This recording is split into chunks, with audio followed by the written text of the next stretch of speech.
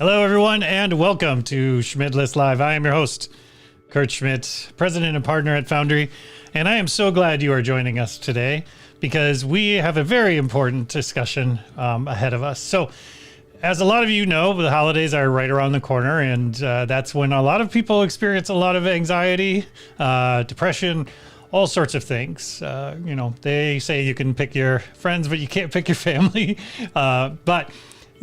The idea of self-care is so important when it comes to mental health. And I am really excited to have some friends with me here today to discuss not only their ideas on how you best can help yourself, but also how you can help others. So I want to jump right in and talk to both Britta and Rich. Britta and Rich, how are you today?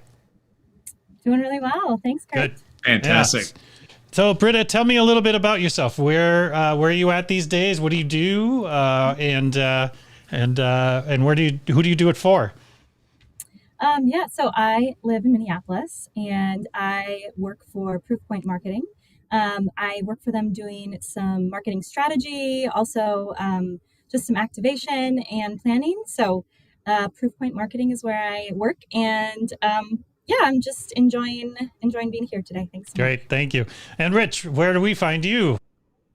You find me also in Minneapolis. I'm the Director of Strategic Partnerships for Foundry, and I'm also a global keynote speaker on emotional intelligence and resilience.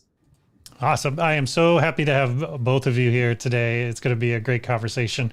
So, as I mentioned at the top of the show, the holidays are around the corner. So this is when a lot of how to best put it, feelings come into play when it comes to not only the idea of being around family, or maybe there isn't much family to be around. So, Britta, tell me a little bit about, when it comes to self-care, is there things personally that work for you when things become really stressful or you're feeling a lot of anxiety?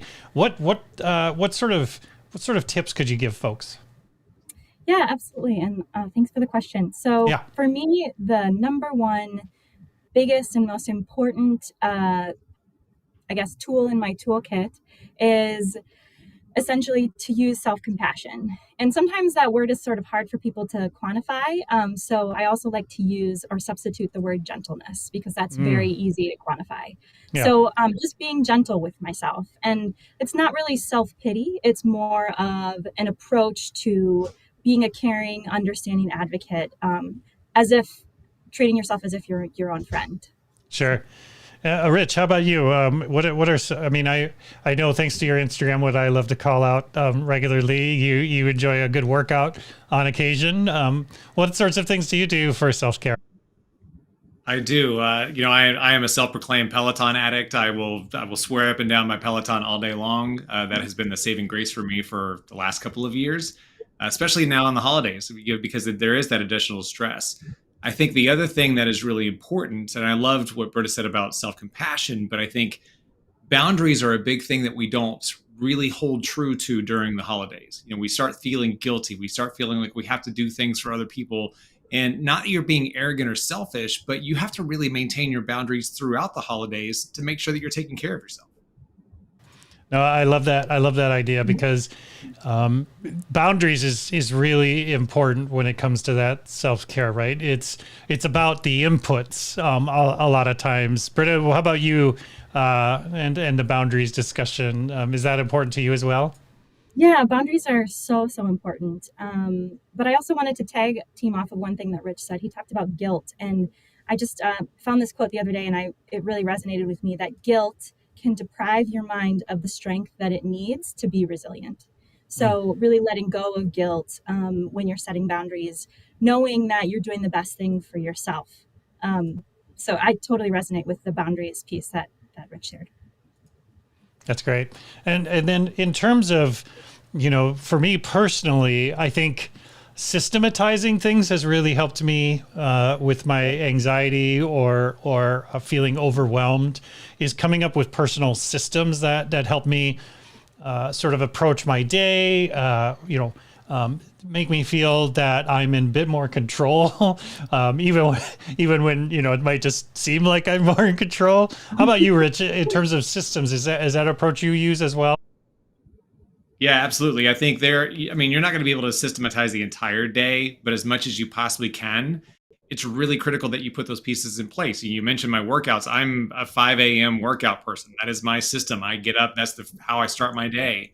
And that sets everything in motion the way it needs to be for me.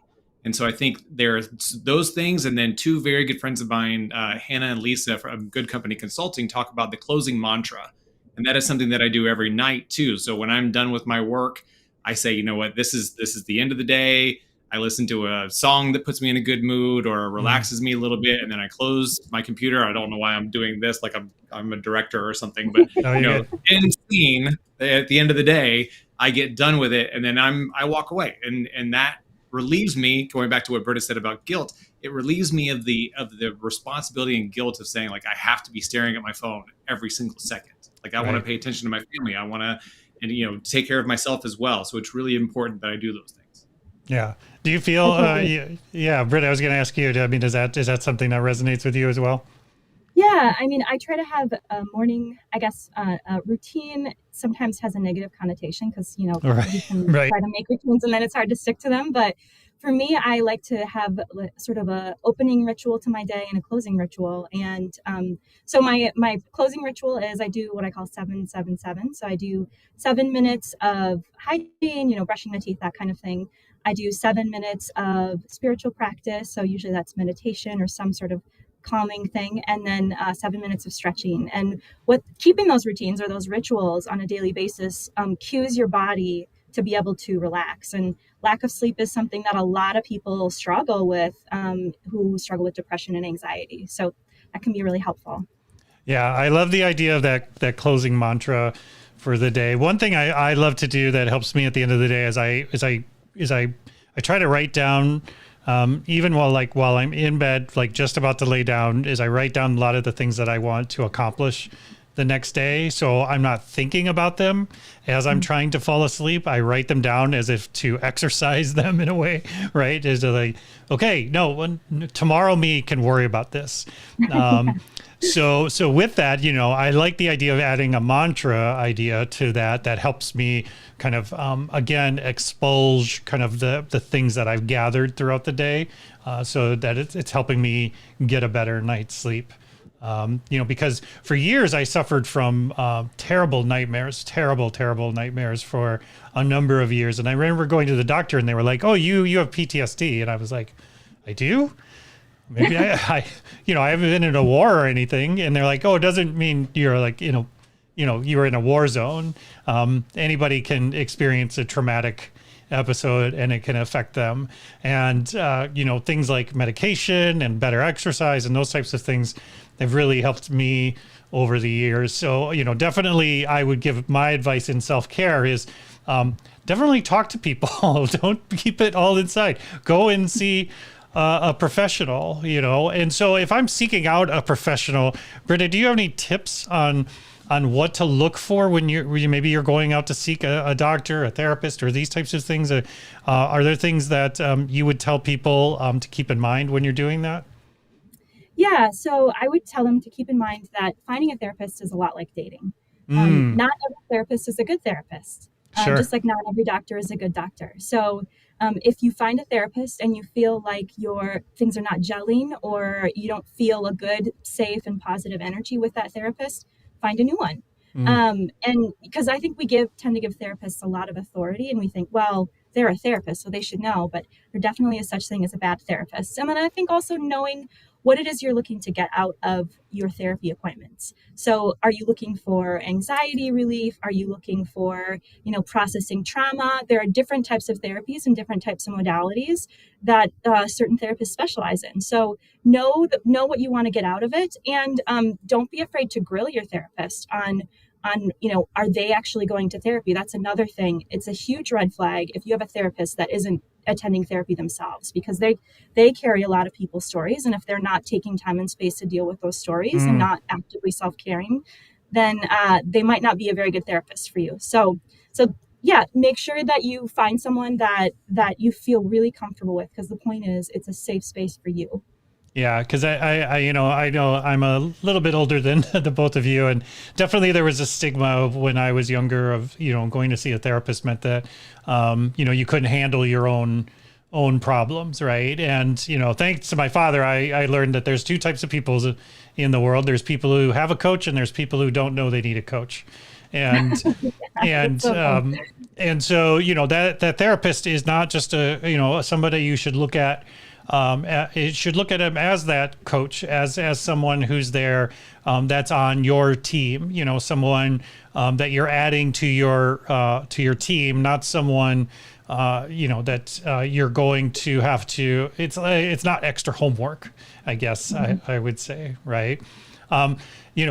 The whole idea of having people in your network that you can talk to, I think, is really important, both personally but also professionally, because a lot of times the things that cause us a lot of anxiety can be from our professional life, right? So, Rich, I wanted to ask you specifically, if you're dealing with a work environment that might be a little bit toxic or might not be a little bit healthy, what are some tips? I mean, other than just quitting, but it's the holiday season, not a good time to quit your job. But what tips would you have for someone that maybe is struggling in a toxic workplace or a toxic boss? Yeah, I think, finding those individuals that you can trust, that you can share those stories with, that you can confide in, that you can share your struggles. I mean, that's really critical. And I think especially over the last 2 years, we've seen more people professionally become okay with talking about self-care, talking about mental health, talking about depression and resilience and those types of topics, because we've become more humanized as a workforce, not just as individuals. So I think it's easier to find those because those conversations have been breached a little bit more over the last 2 years, where previously, kind of like you were talking about, Kurt, the previous years, not only pre-pandemic, but also, from depending on the vintage you are, it really is important that you break that cycle of making it a stigma. Like if we could abolish any stigma within mental health, it's the fact that everybody's okay. Like nobody's okay. Everybody has something that they're struggling with. And they need to find somebody to trust in and confide in. But I think finding those resources, and then, at the same time, offering up your ear and shoulder when you need to for those individuals as well. Having that two-way street with your tight group is really, really important. Yeah. And how about you, Britta, in terms of dealing with maybe a toxic environment that you're in? What are some things that you would suggest to someone, whether it be personally or professionally, because a lot of times, and I think back to the therapy thing, I was thinking of when you were talking about finding the right therapist, is usually I've seen people sit in front of a therapist and be like, well, it's not that they're a bad therapist. I'm bad at this. I'm bad at the therapy thing. And so they're a professional and I don't know what I'm doing. So you might give that therapist more leeway than you need to, which again, I find people do in the workplace as well. You might excuse a lot of things. How do you know where that line is, Britta? Well, first, I think consider that you are a whole body. So you're not just a mind, you're also a self, a body, and you can trust your body. You can trust how your body feels around people. So if you feel uneasy and you maybe don't have a reason to point to specifically, still trust that feeling, trust that there's something that or that your subconscious knows that it's trying to communicate to you. And if that person, place, thing doesn't feel safe, then don't engage. And the other thing too is set boundaries. And I want to remind people that no job is worth your mental health or your life. Right. If it's putting any of those things in jeopardy, it's not worth it. And I know that's super easy to say, but I've also been in very toxic work environments and had to leave because it's not worth it. It's not worth it to sacrifice who I am for something that's just paying my bills. Yeah. And I think some people will do exactly like what I said is they'll be, well, it's me, it's a me problem. It's not a they problem. And then in doing so, you accept even more and more of the blame, which just continually piles on. But to your point, you have to draw a line and say, past this point, it's not okay. And I need to exit the situation no matter what the case, whether I believe it's me, them, anybody, I don't care. But setting those boundaries and setting those lines that says you will not cross is really important. And there might be people around you that don't understand why you made those choices. That's okay. It doesn't matter. Because again, back to what you said, Britta, which I loved, just you are a whole person, right? You're the only one who's going to be looking through your eyes and, and feeling the feelings you're going to be. So you've got to take care of those things. So let's close up the self-care thing here by, is there anything specific around the holidays that you like to do when it comes to self-care? When these times are a bit more, I don't know, they just seem there's a bit more anxiety in the air when it comes to this. So besides, the idea of obviously, working out, mantras, taking some of that time for yourself, what are some other things that you like to do to sort of take that break, Britta? So first of all, when I'm going to be interacting with family or a situation that I know is going to be stressful, I make sure to plan an event or something either in the beginning of the day or the end of the day that I know brings me joy or brings me aliveness. So, after a family gathering, I'll make sure that I am watching a movie that makes me feel happy or doing something that brings me life or joy. And planning that into your day or planning that into your schedule is another way to exercise self-compassion. And then I think the other thing too is just making sure that you're checking in with yourself throughout the day. If you're in a stressful situation, how am I feeling? Go to the bathroom, give yourself breaks, scroll on your phone alone in a room for a couple minutes, take time and space that you need to keep yourself at your most, at your highest functioning and your most happy.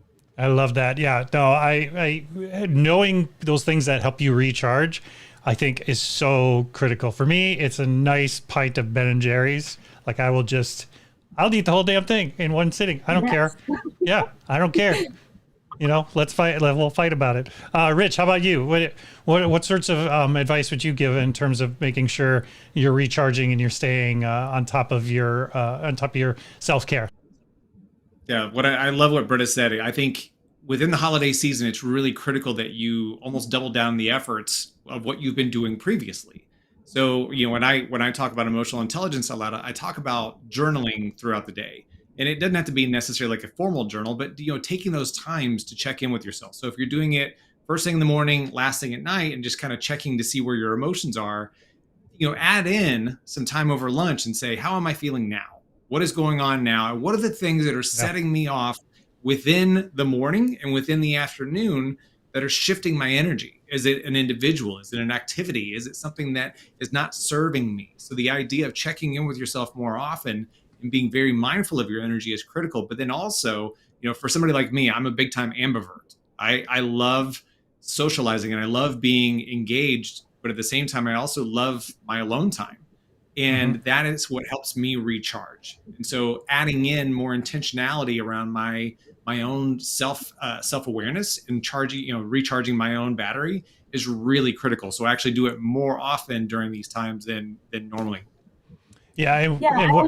Go ahead, Britta, please. I'd like to add in, so sometimes journaling doesn't always feel so accessible to people. What I've been doing is doing voice memos on my phone, just ranting into my phone, or, doing a video and recording it into my phone. Just any way that you can, like Rich is saying, any way you can capture that emotional information helps you be able to navigate those situations better and more easily in the future, and to know what you need to give yourself. So sometimes I don't even realize how I'm feeling until I start ranting, and then I'm like, I understand what's going on here. Okay, so I need to, set another boundary, or I need to make sure that I'm calling somebody who cares about me to help me get out of this headspace. I love that. So what I'm hearing throughout this conversation is being intentional can really, really help, because if you're just letting things happen to you and you're not doing things like creating that space or, doing some of those systems that we're talking about, a lot of times things will just end up happening to you, which they do. But if you have the right responses, if you've been intentional, it sounds like you can really up your self-care by just kind of knowing thyself a little bit better, right? Yeah, totally. I would probably add to that too, the fact that if something doesn't work for you, I mean, you can, if something doesn't work for you, try something else. And Right. each person is unique, and the way that they operate is unique. And doing something is better than doing nothing. And even Yep. if that something is very small, finding a way to do something that brings yourself joy can have incredible effects. Yep. Yeah. And, And and and being, go ahead, Rich. I was going to say, to add on to that and kind of wrap all the different things that we've been talking about, if you think about the course of your day, if you're going through the course of your day and you're just letting things happen to you, you're not setting boundaries, you're not being intentional. Imagine walking around with your arms out like this and people are just, I can't get my arms up high enough like Ricky Bobby. If you put your arms out like this and people are just loading things on top of your arms and you're not being intentional and saying, hey, I can't take anymore, or I need to take time to drop some of this off. By the end of the day, if you're carrying all this stuff around, it's going to weigh you down. And Yep. you're going to wind up collapsing at the end of the day because you've said yes to everything.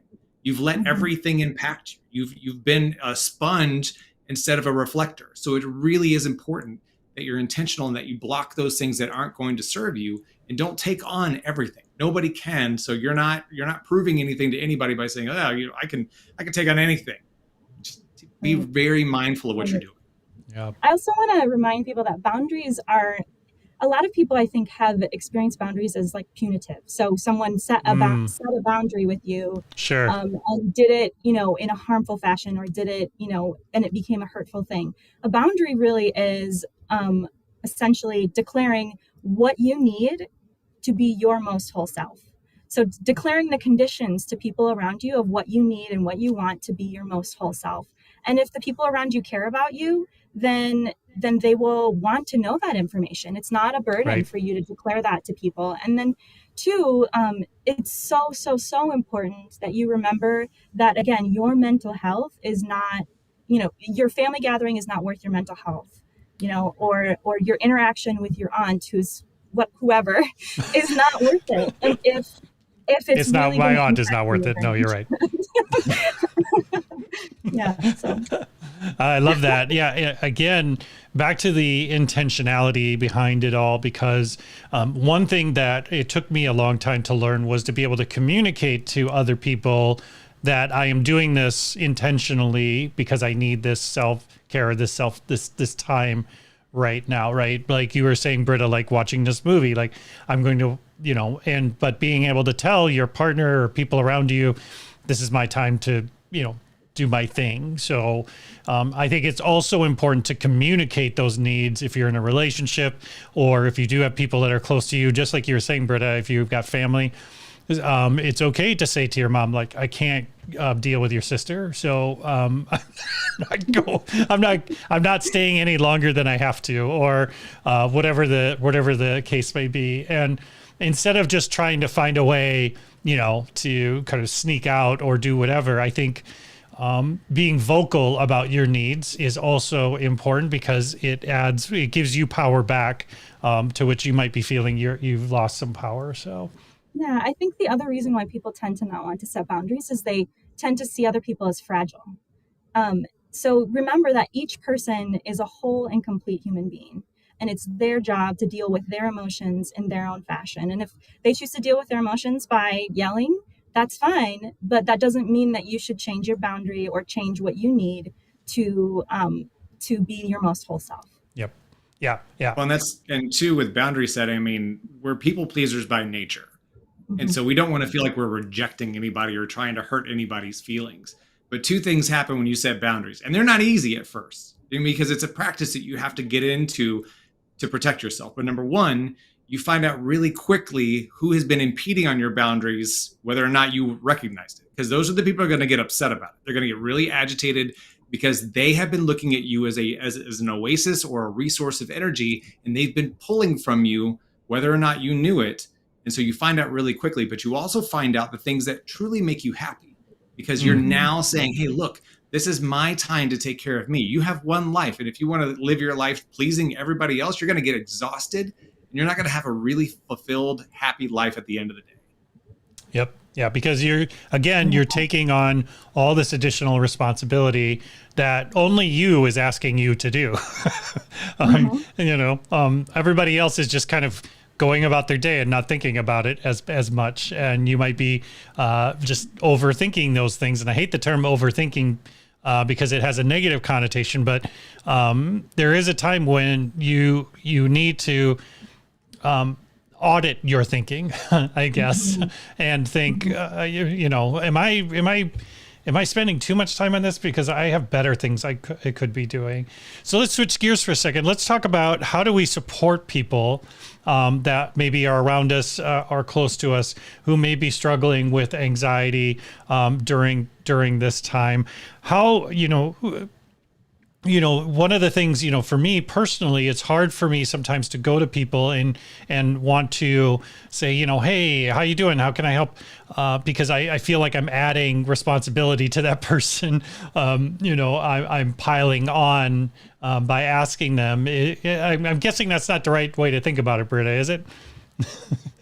Yeah. I mean, sometimes it's great to have people reach out to you, but instead of asking people what they need, maybe just check in and say, how is your day going? And what can you do today what can I do today to make your day better? Make those questions really pointed instead of how can I help? Because that can be such a amorphous thing, help. What does that even mean? Again, back to my point, you're giving that person homework, right? Quickly catalog some of the ways I can help and then let me know. Exactly. Write me a memo, a list of how I can help you. Yeah. And I think too, I want to remind people that, anxiety, depression look different for every person. So, someone who's in struggle, there's overfunctioners and underfunctioners. So you might not know that there's someone around you that is struggling deeply because their depression, their anxiety looks a little bit different. So I just think checking in with people that you care about, on a regular basis, whether or not they're struggling, I think can be a really important thing, because sometimes it only takes one person to be like, how are you feeling? And then, we're always saying like, oh, good. But then I would follow that up with, okay, but how are you really feeling? Right. Yeah. Tell me how you're really feeling. Rich, are there any things that you've learned over the years on ways to support people that may be struggling, especially this time of year? Yeah, I love what Britta said. Everybody treats this differently. It looks different on every single person. And so don't think you're going to wander through your social media feeds, or you're going to contact everybody, or every reply to your emails is going to have something that's going to throw a red flag. It could be anybody at any given time is struggling with this. And so I feel like it's a consistency of messaging, in the sense that you want to make sure that the people that are around you, the people that you care about, the people that are in your tighter circle, understand that you are a resource when they need it. And there are a lot of times too, I feel like I'm going to talk on both sides of the fence here. One, that as the individual who is helping, you really need to be there to say, hey, look, do you need me to do something and support you, or do you need me to just listen? Because I can do either or. And then maybe they don't need a solution. They just need to get something off their chest. Yeah. And so that's really critical, to be that person when it's appropriate for your energy. But what that also does is protect you. You talk about giving the person homework. It also protects you from the responsibility of now, because a lot of times people will say, well, now I feel like I have to save them, or it's on me to make this all better. And so you really have to be careful of that, because it could walk you into a situation where you're taking on undue stress too. But just making sure that you're available to people, and that people understand that they can come to you, that could be the deciding factor right there. Yeah, I really identify with that, because I'm definitely a fixer person, right? Where I'll come in and be like, well, let's do this and let's do this. But then when it gets done to me, I'm like, no, just stop trying to fix stuff. Like, just listen. Just listen to me. Don't fix it. Just listen. I find a question that's really great is, how can I be supportive of you? And I think too, you can't underestimate the power of venting. So I have a couple of friends that I'll text when I'm struggling, and just be like, I'll text them and say, listen, I'm going to call you. You don't need to pick up the phone. I'm just going to rant into the voicemail. I need someone to hear it. You can listen to it whenever you have time or capacity. If you don't, that's fine. I just need to get this out. Yeah, got to put it out in the universe. I do that with a lot of my the people who have worked for me over the years. Is when we have one-on-ones or things, I'm like, this is a venting session. This is for me, this is for me to listen and hear the struggles you're having with your job. But I'm not going to fix anything. I'm not going to take on any of this as a responsibility. But this is a time where you can let me know what you're struggling with and what you're working on, and it's a safe space to do that. And a lot of the ways that has worked for me to be able to help people is to create the safe space first myself, instead of waiting for them to show up in a safe place. So I usually would start those conversations with something where I'm sharing a vulnerability myself, because then I'm trying to open up a safe space with that friend or that person, so they can understand, like, no, this is a safe space for you now to be able to open up. So what I find in helping people is sometimes showing up vulnerable right away and at first, instead of saying, just like you were saying, Britta, what help do you need? Because that implies like, I've got all the answers. So, I've got a bag of help here. Let me just dig in here and dole it out to you, but showing up and being able, I've been struggling this week with a lot of anxiety and stuff. How about you? How have you been dealing with that? Really can help change the conversation with folks when you're showing up that way, and it doesn't have to be something where it's not a competition. You're on the same level as them, but just again being able to be that vulnerable, I think is really helpful. And I think remembering when you're offering advice, or say you feel like, oh, but this would be the best thing to say to them right now. Right. Just checking their boundary and saying, like, what do you need right now? Double checking, like, do you want advice right now, or do you just want to vent? And oftentimes people will tell you, I just want to vent. That's it. Yep. And that's a great way to build rapport and be respectful of someone else's emotional space, and also not give more than you need to. Yep. How about you, Rich, on the subject of venting? How do you feel about that? Whether I'm doing it or somebody else is doing it. Yes. So what I will say, I'll start with me first, just to kind of add a little different angle on this, is that I always, I think anybody who thinks that they're impervious to bad moods, to vents, to rages, those kinds of things, like, check yourself, because everybody feels it. Everybody's going to have those episodes. I have a phenomenal workout playlist on my Spotify that I listen to. That is, I don't think I can understand any of the lyrics on there because they're all screaming. So when I think about those kinds of situations, I do have my trusted advisory group that I go to, very close friends, but sometimes I just need 5 minutes of steam letting out, and so that's what I do. But when people come to me and need to vent, I just say, hey, look, I am yours. You have my undivided attention. I am here for whatever you need. And, to Britta's point, like, if you need to vent, I'm all ears. Go for it. You're in a safe space. You've got my full attention. You've got my full support. You can say whatever you want with me, and you're going to be completely fine. But again, like, I think there are a lot of people that, I'm the same way as you, Kurt. Like, I used to want to fix everybody. Yep. And it drove me down a rabbit hole of a very maniacal behavior, because I couldn't do it. So once I got to a point where I was like, what, I can give you my thoughts. I can give you what I think I would do in this situation, or I can just absorb and then give you a hug or a virtual hug or whatever at the end of it, and make it, just show that you're being supported. And sometimes that's all people need. Yeah, exactly. Don't shit on people. Yes. Don't shit all over them. Don't tell them what they should do and shouldn't do, because oftentimes, again, their experience is totally different from yours. So, make sure that you are supporting them in a way that's helpful to them. Yeah. And it's not always about just the words you're using, but it's again, actions speak louder than words, right? So there's definitely times in the past when I've known someone that's struggling, where I might just drop off something at their house and not even knock on the door. And then text them later and say, hey, look outside, there's something out there for you. Or saying, hey, I'm going to be picking you up in a half an hour and we're going to go do something. Or, again, back to your point, Britta, which I think is so important, is not putting the homework on them to say, all right, come up with what will help you. Just do something. And maybe you'll get it right. Maybe they'll be like, no, I'm not going anywhere with you because you're a crazy driver, or whatever the case may be. But I think, again, we keep going back to this idea of being intentional, that we got to show up and we've got to show people that we're being, that it's a safe space and that we're being honest. So, me stopping by and dropping off, food at a person's house, even though they don't, it's not that they're starving. It's just, here's a treat or something is, and then text them later. It's been fantastic, because again, sometimes just people thinking of us is enough to pull us out of our own funk, right? Right? So Britta, in terms of those actions, what do you, what other things have you found that has been impactful to you?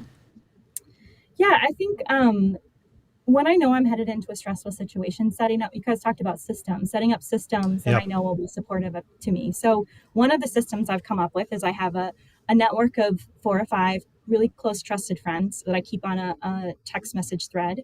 And when I'm struggling, or when things come, during the holidays, or I know it's going to be hard, we use a scale of 1 to 10 on how bad things are. So, we'll just text each other like, a weird face emoji or something like that, and be like, today's a struggle. And then we give each other a 1 to 10 scale. And what's nice about having it in a full text thread is, one, if you need support, other people can see that someone else is jumping in. They say like, okay, I'm going to call you, so it gives you that safety net. And if you're, struggling or need to walk out of some dark thoughts, there's a safety net there for you of people that want to and have capacity to be able to help you. And if they don't have capacity, they'll be able to see anybody else on the text thread that does have capacity and can lean in and help you. Yeah, I love that. Rich, in terms of actions, what works for you? What have you seen work? One of the things that I've done, I'd say in the last 2 years specifically, is that, kind of like Britta does. Now, I don't do it on a group text, but what I do is I have my 4 to 5 people that I'm really close with, that I have a very trusted, tight group with, and I set up regular check-ins with them. And maybe that's once a month, maybe it's once every couple of weeks. But what that does is it allows you to identify, like, hey, if I can just get through this next week, I know that I've got a call with this person next week, and then I can unload things then. But we also, always establish the idea of having kind of an emergency line. Like, if you need something, text me or call me, or let's set up a Zoom right now. If you just need 10 minutes, that's fine. Let's do that. But having that thing on the calendar to understand, like, oh, we're going to catch up, and it's not always going to be a vent fest. It's a really good opportunity to talk about positive things too. And that intentionality on positivity is just as important as the intentionality on support and ranting. Yeah. So as you're adding in more positivity in the conversation, not to say that you're trying to downplay or water down the individual's feelings, but it also injects a different angle, and it disrupts the mindset as well. Because when people are down, as we've all been there, once you get in a funk, it's hard to get out of it. You need something to kind of shock your system a little bit to get it out of that downward spiral. And so if it's an injection of positivity, if it's like you talked about, Kurt, if it's just a disruption in physical activity, if it's doing something different in your schedule, that's going to help you get out of that rut, at least take a step in the right direction. It's not going to cure it right away. It's not going to make it go away right away, but it's going to get you in a mindset that things can change, and they will, with intentionality, with time, and with repetition. I love it. So, yeah. Go ahead, Britta, please. Let's say you're in a really dark headspace, and you are feeling like maybe you're not safe with yourself. I would say reach out to anyone. And and there's a couple kind of really specific biohacks that you can use. So cold is a really specific biohack. One of the things that you can do is immerse your face underwater in any cold water for 15 seconds. And what it does is it triggers the dive response in your brain. It thinks that it's diving underwater, and it slows your blood pressure and your heart rate down and forces your body to relax. So, say you're at a family gathering, you're freaking out, go into the bathroom, just splash some cold water on your face or hold cold water on your face for 10 to 15 seconds. Cold on the back of your neck, cold on your face. All of those things are sort of shocks to the system that give a state change to your body that allow you to be able to come back into regulation. The other thing too, never underestimate the power of humor. So I have a bunch of playlists on YouTube of things that I know for sure without fail will make me laugh. And if I'm in a really dark headspace, I go to that YouTube playlist and I laugh. And usually it can definitely take me out of that headspace. Also, mindfulness guided meditation, that's really helpful too. Even 5 minutes, there's so many 5-minute meditations on YouTube. Even 5 minutes can help your brain, have that little bit of relief it needs to be able to make another and better choice. Yeah, I love that. Better than punching the wall. You can splash some cold water on your face. Some things I like to do. I like to take the dog for a walk, or things like that. Listen to a podcast. But just like you, Britta, I'll watch some. I'm over 40, white male, so I watch some World War II documentaries. Of course. Rich, how about you? What are some ways? Is there any biohacks that you would suggest when maybe you feeling some panic or some anxiety really rising? Yeah, I think it's any kind of disruption. So if I'm sitting and working on something and I start getting anxious, I'll get up and walk out of my office, go get some water, go get some tea. I'm a big fan of music. So like Britta's got the YouTube playlist. I've got, countless Spotify playlists that are in every mood genre too. So if I need something to disrupt my downward spiral, and it's positivity songs or inspirational songs, or, now you can even add in like motivational speeches and things like that. So I'll go listen to some of those, and it changes my mindset instantly. It's that trigger for me that helps me get out of that negative spiral.